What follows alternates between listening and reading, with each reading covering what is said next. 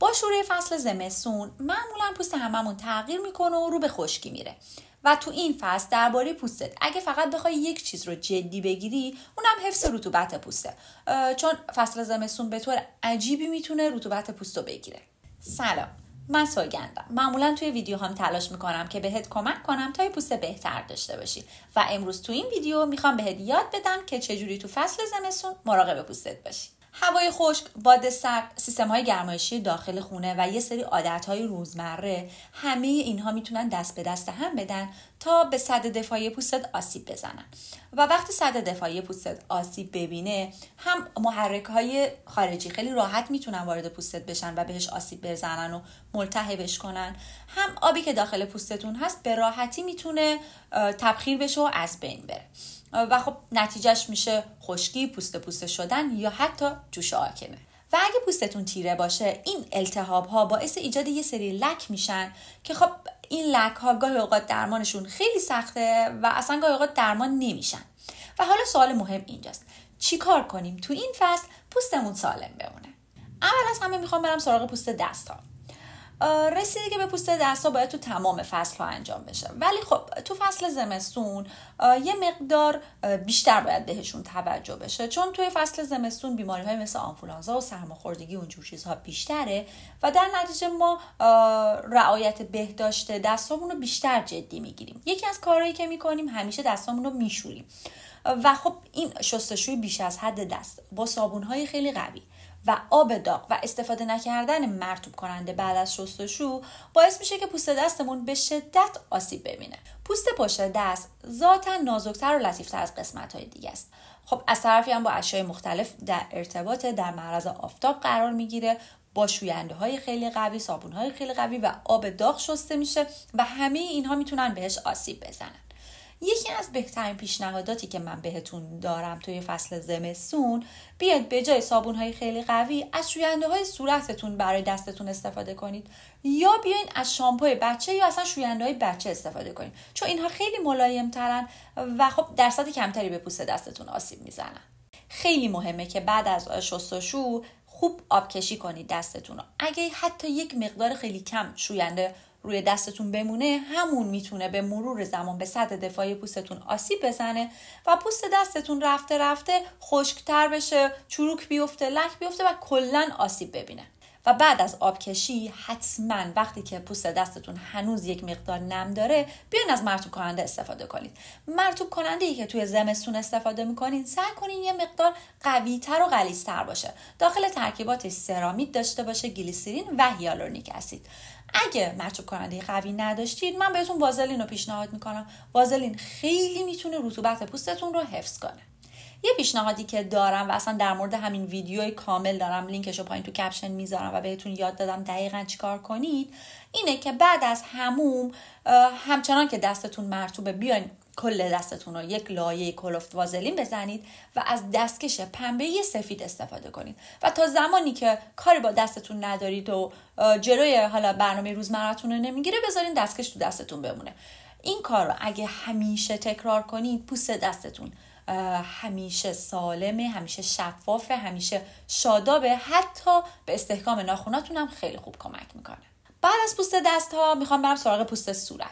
برای داشتن یه پوست نرم و لطیف، شما باید توی زمستون یه سری از عادت‌ها رو کنار بذارید. مثلا اگه عادت دارید در طول روز چند بار صورتتون رو با شوینده بشورید، بهتره که تبدیلش کنید به یک بار و اونم ترجیحاً شب‌ها. سعی کنید شوینده‌ای که تو فصل زمستون استفاده می‌کنید با شوینده‌ای که تو مابقی فصل استفاده می‌کنید متفاوت باشه. بهتون پیشنهاد میدم یا از شوینده پوست حساس استفاده کنید یا از شوینده‌هایی که مخصوص انواع پوسته و داخلش آبرسان داره. و یه موضوع دیگه این که به هیچ عنوان پوست صورتتون رو با آب داغ نشورید.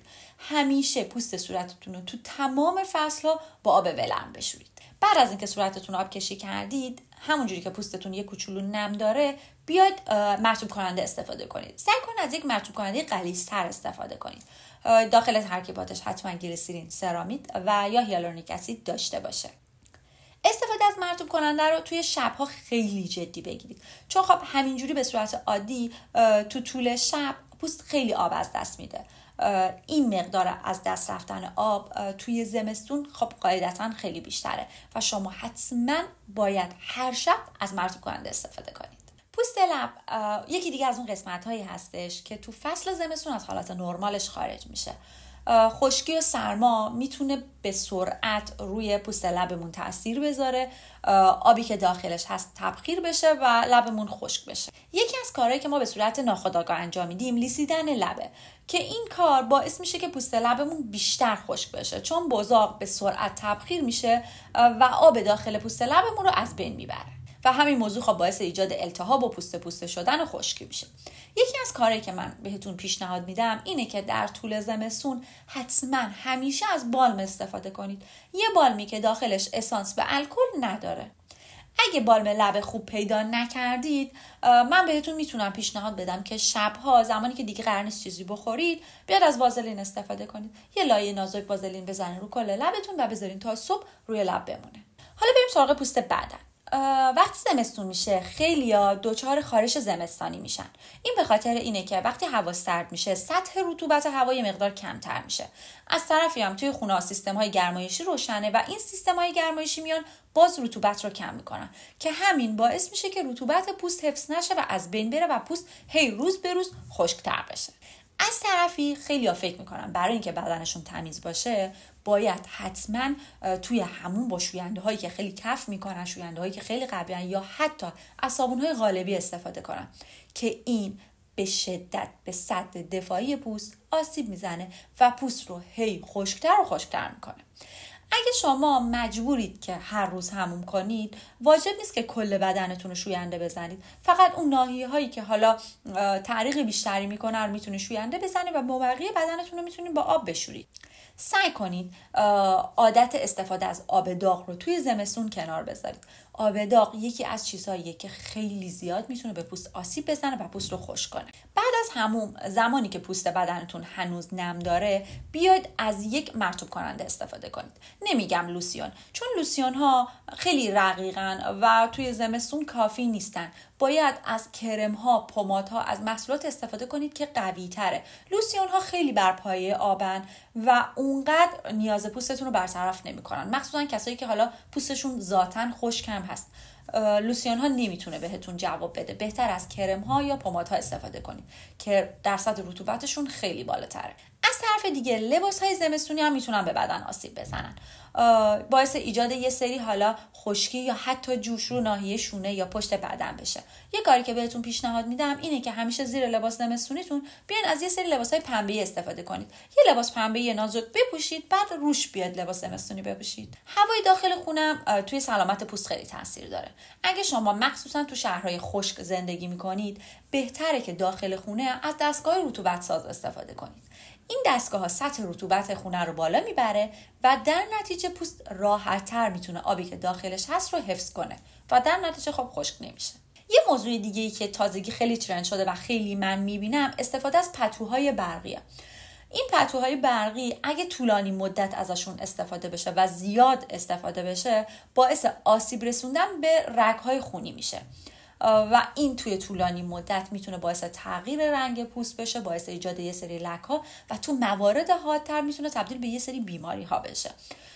این موضوع درباره استفاده طولانی مدت از لپتاپ روی ران هم صدق میکنه. پس از این موارد خیلی زیاد استفاده نکنین. حالا درسته پتوهای از این المنت دارا، پتوهای برقی چیز جالبی هست برای مسافرت، برای حالا کمپ و اینا اوکیه، ولی اینکه به صورت طولانی مدت توی خونه استفاده بشه رو اصلا پیشنهاد نمیدم. در نهایت فراموش نکن که داشتن یه پوست خوب فقط به خاطر داشتن یه سری محصولات پوستی خیلی گرون قیمت نیستش. یه سری از عادت‌ها هستن که اگه اونا رو کنار بذارید پوستت خیلی خوب میشه. حالا این عادت‌ها میتونن لباس پوشیدنت باشه، میتونه خورد و خوراکت باشه، میتونه خوابیدن و بیدار شدنت باشه و چیزهایی که بهت گفتم. امیدوارم که این ویدیو برات مفید بوده باشه. ممنونت میشم که این ویدیو رو لایک کنی، سابسکرایب هم کنی و ازم حمایت کنی. تو ویدیوی بعدی میبینمت. خدا